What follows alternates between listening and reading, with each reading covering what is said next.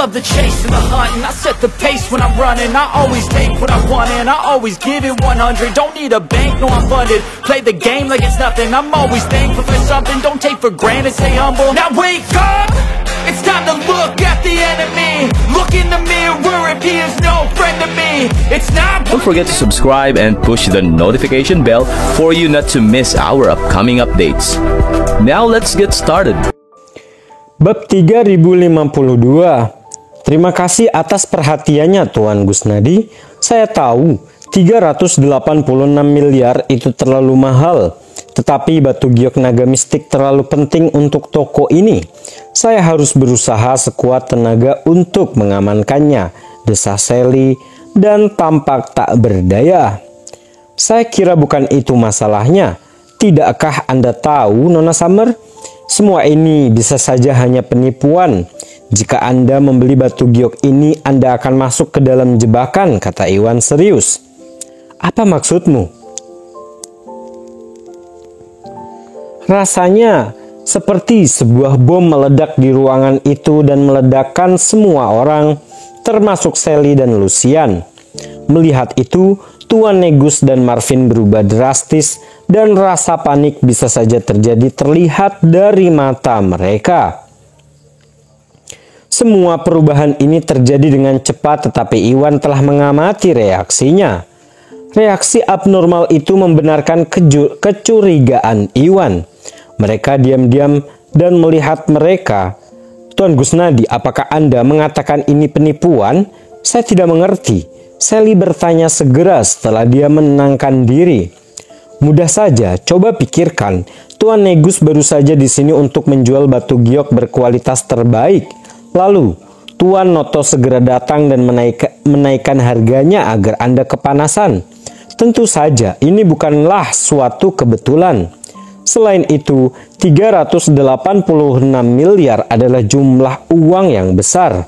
Setidaknya tidak semua anak kaya mampu mengambil jumlah tersebut dengan mudah.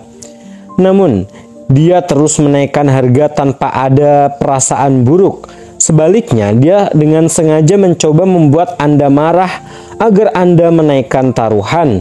Jelas sekali, dia mencoba menipumu. Jelas Iwan dengan memberikan alasan yang masuk akal. Sally langsung tahu bahwa asumsi Iwan tepat karena maksudnya masuk akal. Pertama, Marvin tiba tak lama setelah Tuan Negus masuk ke toko. Segalanya sempurna seolah-olah keduanya merencanakan kedatangan mereka sehingga menjadikannya terlalu kebetulan. Alasan yang kedua adalah jumlah uang yang dapat mereka gunakan dari bisnis keluarga mereka tidak lebih dari 430 miliar. Namun Sally berbeda.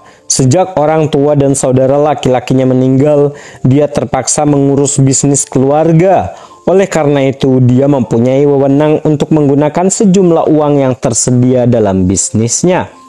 Tentu saja hal ini tidak berlaku pada Marvin.